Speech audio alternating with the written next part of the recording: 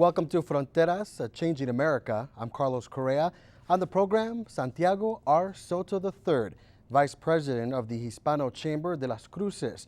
We'll talk to him about his role and the future of his organization. Plus, in these tough economic times, how is the Hispano Chamber helping small businesses thrive in our community?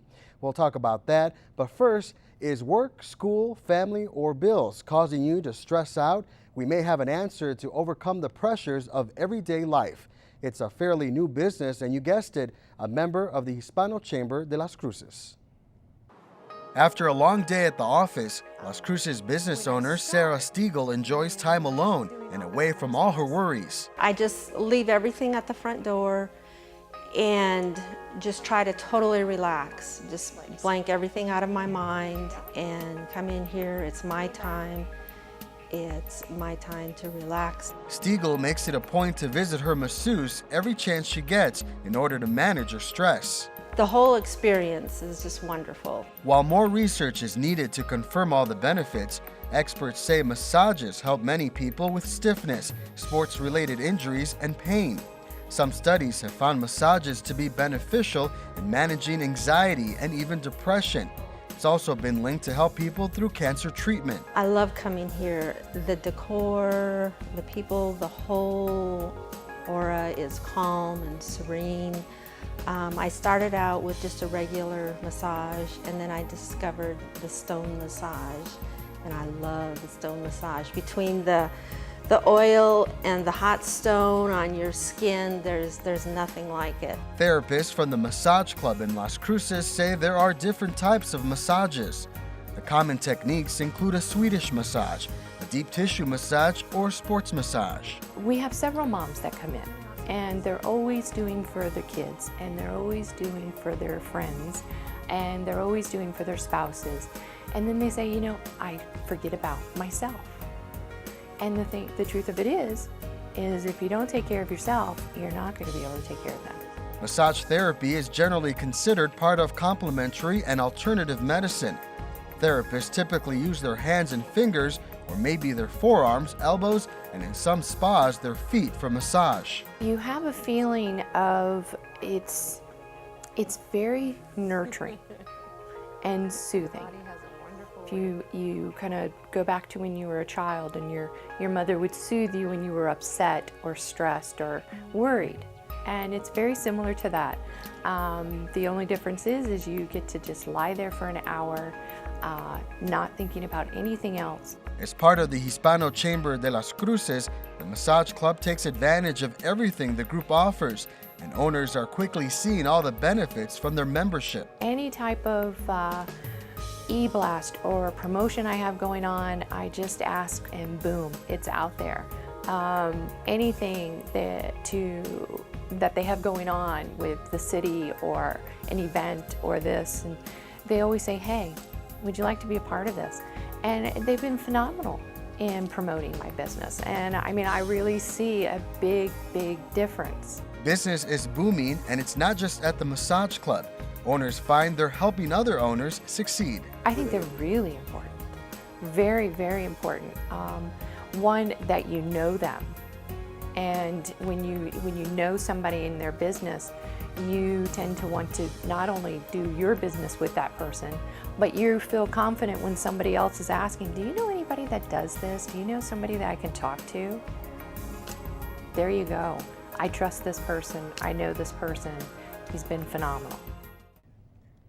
And trust does help make or break a business. I'm joined right now by Santiago R. Soto III, the Vice President of the Hispano Chamber de Las Cruces. Thanks for joining us. Thank you, Carlos, for having me.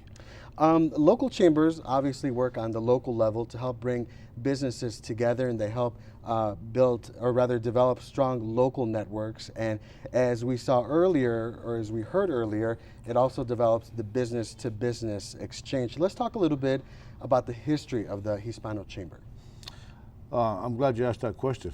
The Hispano Chamber de Las Cruces has been in business here in Las Cruces for 19 years. So this is our 19th year.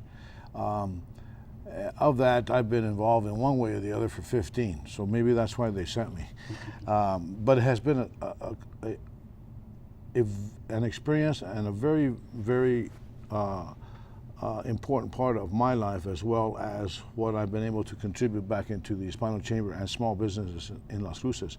Up to that point, Carlos, we had a Chamber of Commerce here in Las Cruces that was not, the dues were so high that small business people in Las Cruces could not join because they couldn't really afford it. So we said, well, what are we going to do about that? You know, we have to be represented. So we started our own chamber, and that's why we exist today. We're about, I'd say, close to 500 members. So, and has gone very, very well. Most of the members, sometimes members come to us and they say, hey, do I have to be Hispanic to join? No, you're not to be Hispanic. Come on, you know, we'll take anybody. As long as you're a small business and you need our services and we can help you and we can represent you, we're happy to do that. How is the Hispano Chamber de Las Cruces structured in terms of staff, board members?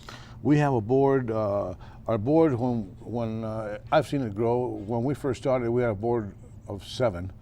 Today we have a board of 15 members, and these are all community business people from the community that we thank very much, actually, because it's all volunteer. And we've got 15 board members. We have only one staff member right now, and that's our executive director, Gabe Vasquez. And he's doing a fantastic job for us, and we're really very happy with him. These board members, are they also business people as well? Yes, sir. They're all business people, or they're involved in some kind of business.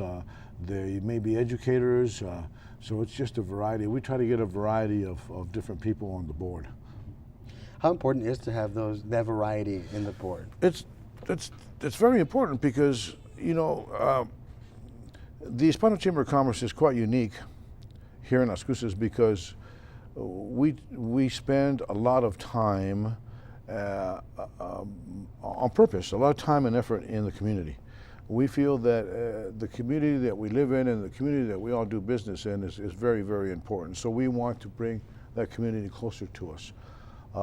We have sometimes people coming to us saying, well, you know, I want to start a business. Where do I start? Well, this is what you do. And we take our time out to do that. But the biggest difference would be that we are very, very involved with the community. We have the middle school student recognition program that we do for middle school students 4 times a year. We've got some that we've started way back in, I'd say probably 15 years ago. That's when we started that program. And we've watched students go through, and some of these students were students that were on the edge of whether they were going to continue their education or even graduate. But they've graduated. I'd say probably 95% have graduated and gone on to higher education. So it's working, and if we can do that with students, and it makes them very, very happy too. It makes them something special. Like any organization, it must be difficult to kind of talk about different issues with all these different board members who come from different backgrounds to agree on one certain issue, right? Yes, sir. Yes, sir, it is. We had a board meeting, matter of fact, last night, our monthly board meeting, and you sit there and you look around and you see all these board members, and they're all from different businesses, Hispanic, non-Hispanic, businesses that are doing very well, businesses that are not doing too good, business, mediocre. But the important thing is, I guess, when you volunteer and you're there because you want to be, is that you're willing to sit down there and come together as a group and make a decision that might help someone start a business, that might help the middle school program, that might help, here real quick, here in Las Cruces, I don't know if you're aware of this, but we have 400 students here in Las Cruces that are homeless. You know, we found that out and we said, wow, I didn't know that, and most of the board didn't know that. But we're working towards helping those people, those young kids, have a better way to live and a better place to live and a place to go home to, so they can study and continue their education. So things like that bring us together. I think that the biggest difference is that it brings us together simply because there's community involvement, and we're all very, very in tune to that. We promote businesses and we promote us doing business together. We're promoting more and more to do business locally because we know that's the only way this national economic or international economic bend that we're in, where it starts is locally.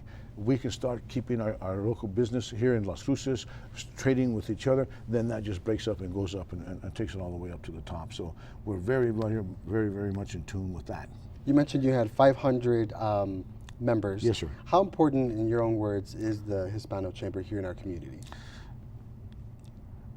The Hispano Chamber in Las Cruces is a very, very important organization, not just for small business, but for the community. Like I said, we're very, very community involved.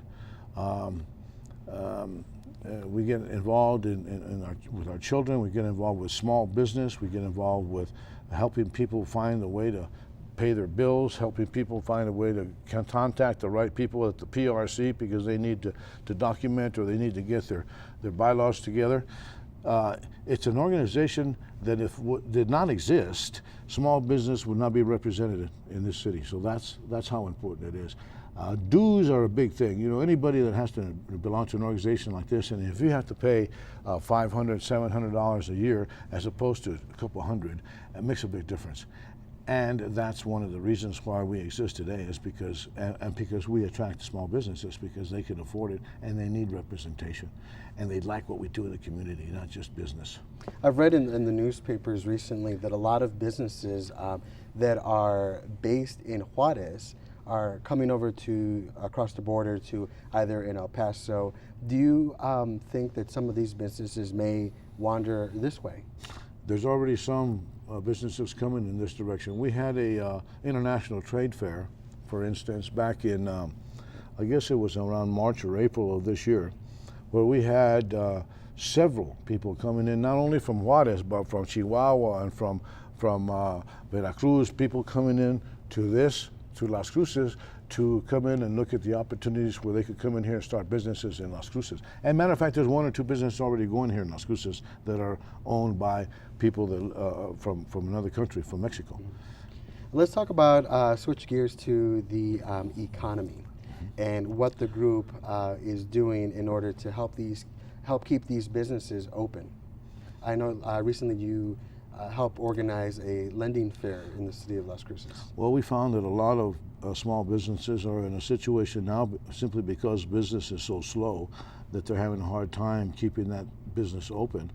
However, they have a good product, they have a good business plan, but where do they go from there? We were very fortunate, Carlos, in having, I believe it was 17 lending institutions at this lending fair that we had a couple of weeks ago, 3 weeks ago, which is unheard of. And I'm talking about lending institutions. I'm talking about you sitting there being representing a lending institution. I'm sitting here being representing a small business and talking to you and saying, here, this is my plan, this is my business plan, and I need so much money, and I need it. And they were talking, okay, this is what you're going to need this, you're going to need this, you're going to need this before we can get you some money. But it was very successful. So we found that that was missing. We can tell people, we can educate people or small businesses exactly as to how to do it, but to get them in front of a person that actually can say yes or no to a loan that can help them keep afloat or help them put a new product on their shelves makes a big difference. We were able to do that, and it turned out very well. Matter of fact, we intend to do that on a yearly basis now with the lending fair. Great. And obviously, when a business closes, we're all impacted by it. That's right. Tell us a little bit about how the Hispano Chamber is impacted by one of their members closing down. Well, for one thing, membership. You know, we lose that one member. Do you need a criteria to be, as far as the Hispano Chamber? Do you have to have so many businesses? No. You mean so that we can exist? No. We started, I think, with like maybe 25 businesses when we started back in 1992. Mm-hmm. But no, there's no criteria on that. However, when a business does close up here in the community, we just had one. You know, the Southern New Mexico Cancer office here in Las Cruces shut down, which is going to affect. They say it affects 100 employees or so many employees, but the effect is much bigger, as you probably know. It's not just the employees that are in it, it's the money that these employees spend in our local economy. It's the kids that go to the school from these that belong to. All of this it affects us. So it affects everybody one way or the other. We try to if we see that there's a business that's in danger of closing its doors, we try to identify that before it happens, and then we try to see what we can do, depending on what the situation is, what we can do to help them either go in a different direction, stay in business but go in a different direction, maybe downsize a little bit, that type of thing. We're getting ready to initiate some new initiatives through the Hispano Chamber called Member Services, of which we're going to be able to provide services, provide education to our members on human resources. We're going to show them how to get human resources done for them where they don't have to hire a human resource manager, how to run their back office, how to select good employees, how to screen them, that type of thing, because that's what they need. They may be very, very good at what the business is all about making that trinket, but they don't know too much about how to hire the right people to get that trinket made. That's the type of assistance that we're trying to close up and help them with. Since the economy started to struggle, have you seen businesses, membership rather, go down in recent years? No, we have not. No, we have not. Matter of fact, membership with us has increased. And it's because in Las Cruces we're in a unique situation. Ya sabes, Carlos, it's not like coming from Miami where you got millions of people, millions of businesses. Here in Las Cruces, it's a unique situation. It's still a small city. So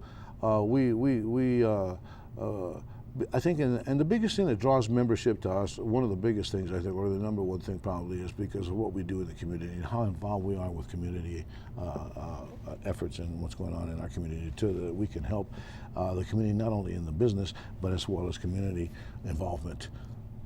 Let's talk about your membership and tell me a rough estimate of the different types of businesses you guys have there. We've got anywhere, our biggest breakdown would be restaurants. We have a lot of restaurants that are businesses, but we have restaurant businesses. We have small businesses that make cupcakes. We have businesses that make nothing but tacos and tamales, and we have businesses that solar. One of our businesses is a solar company here in Las Cruces that is a big thing in Las Cruces, which is, when we have 360 days of sun in Las Cruces, pues, solar is going to be a very amiable or energy source for us at some point, and it's getting in that direction. We have a good cross-section of different types of businesses, as well as educational facilities, as well as municipalities, the county, the city is a member too, which is the city of Las Cruces has been a very avid supporter of the Hispano Chamber of Commerce. Again, because I think we do so much in the community, and because we're a small business type of organization that helps small business. Now, do you go out into the community to find these businesses, or do they normally just come to you? And normally it's, ideally it would be to just sit there and answer the phone and say, yeah, I want to be a member. Oh, okay, what's your name? That very seldom happens. It's happening more, I'm finding out today, than it was in the past. In membership, it's something that has to be, you have to go out and you have to solicit it, just like anything else. You're selling something to someone. So the best way to do that is to go knock on the door and talk to someone face to face. This is what I've got to offer for you, and this is what it's going to cost you. I've done that for the Hispano Chamber. I've gone out and sold memberships. And, I've gotten the question, hey, well, we've already got a chamber. Why do we need another one? Well, it's the old business adage, we've got McDonald's, why do we have Burger Time? Well, because it's good for business. And that's the thing that we do. It's good for business. It's good for business to have two chambers. There's plenty of room for two chambers in this economy and in this city that we live in. The Greater Las Cruces Chamber of Commerce, it's a good organization. They have a lot of members. It's good. They have their members. They do their particular work, their particular agenda, and we do the same thing. We work our particular agenda. We do a lot of initiatives together, and we're planning to do a lot more initiatives together as two chambers in this city that will help the business people. When you go and talk to these businesses out in the community, is it like last summer when the census workers were out trying to obtain information from a lot of Hispanics? Is it the same fear that they're not willing to release any information? In the business end of it? Very seldom. Very seldom. Usually by the time that they get to the point of putting the business, they're not concerned with anything like that because everything is in the up and up. There always is some businesses that are going to be a little bit more the hold back as to what kind of information that they give you because they,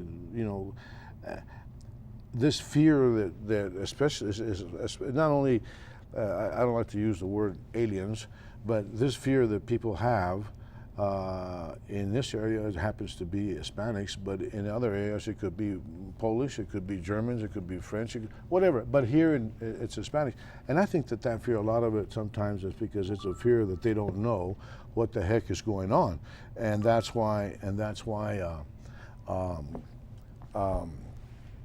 that happens. And tell me a little bit about. I was with the Hispano Chamber of Commerce. Do you often compete with the Greater Chamber of Las Cruces in terms of getting businesses? 'Cause I know a lot of your members have memberships over there too. Yes. We've never run into a situation. I've had people tell me, well, I'm already a member of the Greater Las Cruces Chamber of Commerce. Why do I need to belong to another one? Mm-hmm. And of course, because of the diversity of both chambers, it behooves any business to become a member of both because it does nothing but help you. It does nothing but get your name of your business out on both ends of the spectrum. So it works very well, and they're very happy to do that. We have many members that are members of both. And we have some members that just like to stay on with the other chamber, and some that want to just stay with the Hispano chamber. They feel that one is enough. Now, Santiago, a lot of people who are wanting to start a business, mm-hmm. What's your advice in terms of, when they have their permits, when they're already up and running, and they come to you, what happens now?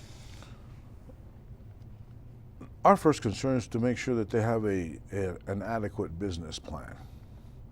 By the time they get to us, they usually do. Some people come to us and say, listen, I've got so much money, I've got this great idea, and that's all I've got. What do I need to do? So we need to take them from square one all the way up to opening their doors.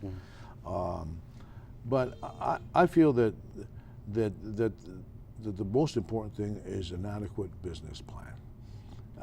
And after that, if it's an adequate business plan and they have a good idea of what they want to do, then most of the time we can assist them in finding or give them the right direction to get funding. The funding is there if they have the right business plan and if they have the right product. That's normally what we like to do with them. Now, let's talk a little bit about some of the businesses that you drive around Las Cruces and you see a lot of. And I'm talking about the Herbalife, nutrition stores, mm-hmm. the Zumbas out there. Mm-hmm. What's your take on all those businesses, and are they members? We've gotten, I think, I signed on one Herbalife store, so I know we've got one member, but I think that since then we've got 2 or 3 that are members on the Herbalife, and on the Zumba también. We don't have any members yet that I'm aware of that are Zumba instructors, but it's a small business. If they're open tomorrow, that's going to be up to them, and that's going to be up to the economic situation, the economy. That doesn't stop us from helping them promote their business and helping them get customers, helping them do it through a ribbon cutting, through a mix and mingle mm-hmm. that we put to help them assist them put together. All that helps, and we treat them just like any other member that has been with us for I don't know how long. We treat them the same. So to us, it doesn't make any difference. If they're a small business and they need assistance, we'll help them. How is the small businesses the backbone of the economy, wouldn't you agree? Yes. Oh, yes. Yes. And it is here as well as it is throughout the United States. And that's what's going to get us back on track with our economic situation we're in today in the United States is our small businesses. They're the ones that are going to have to be generating the hiring of employees. All that's going to be generated by the small business. Without that, we're going in the wrong direction. And you guys also your organization has a website where people who yes. may be listening or watching rather would want more information. Yes. Matter of fact, the website is hispanochamber.com. Just go to that website. There's a multitude of information on that website that you can pull off. Can businesses sign up?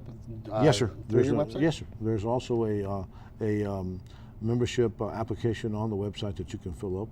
There's a number that you can call if you'd rather talk to someone. Call that number. That person will contact one of our board people or one of the people on the board, and the board, one of those board individuals will go out personally and talk to these people. And I know you have orientations for new businesses and you help them grow. Yes. And you also send a lot of email blasts. A lot of email blasts. That's a very that's is a good. favorite. Yeah, it's favorite. It's a favorite of ours as well as of our members, and it's one of our member services is an email blast because that's a quick, easy way to get information out, business information out to all our members. Quick, fast, quick, and it doesn't cost you nada. You know, so to be able to to send information out about your business to 500 members. And it doesn't cost you anything. And then, you know, the email thing is the thing of today. You know, as it will be the thing of tomorrow. And maybe the next time we'll just have to think it, and it'll come on the screen, hopefully.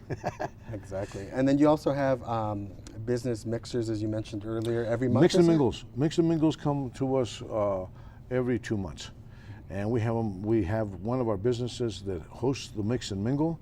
We invite all our members to come out. We all interact. We all talk to each other.